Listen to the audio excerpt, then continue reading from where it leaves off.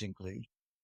Just in an era that emphasizes efficiency, how do you incorporate style into communication? Like sometimes you read writers and they have their own style. They get the clarity and they get the simplicity and they get the message across, but there's something that makes you return to their writing. And, there's probably lots of words for it. I'm just using style here.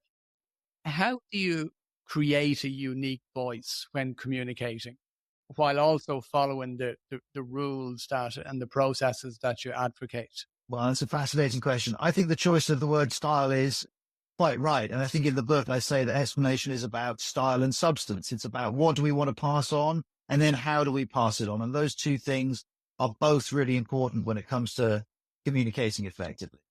I think, look, there's a really difficult question. Finding your own voice as a communicator is not something that is just going to happen with a click of the fingers. And, I can think of, when I went onto the TV in the late noughties, when I started doing TV news, I was quite an experienced radio presenter already, but on the TV, I just wasn't quite sure what my voice was. I wasn't quite sure of the correct tone. And in the early days of being on the TV, I really reduced my presentation down to a very classic, of course, professional and all the things you would expect from BBC News, but I wasn't trying to really bring my own voice because I didn't feel I understood the medium well enough. And it took several years before I started to think, okay, this is how I could potentially express myself. So the first thing I would say is if you are trying to develop your own voice, don't feel a pressure to do it tomorrow. These things do take time. The other one would be to say, gently experiment rather than suddenly, if you communicate, let's imagine you're a boss at work and you communicate with your team in one way, and then you come in the next day and you start sounding completely different.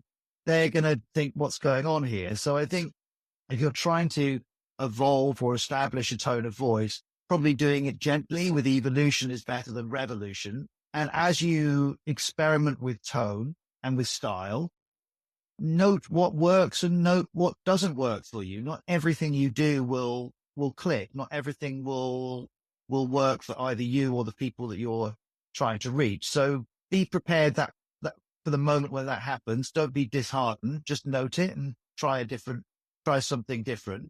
But, you'll hear the word authentic used a lot in analysis of broadcasters and of media and of successful communicators in all ways. And I think with good reason. I think if we feel that someone is not being authentic, we tend not to warm to them. And it can also affect whether we trust what they're telling us. So I wouldn't be for a minute about to tell anyone what their style should be.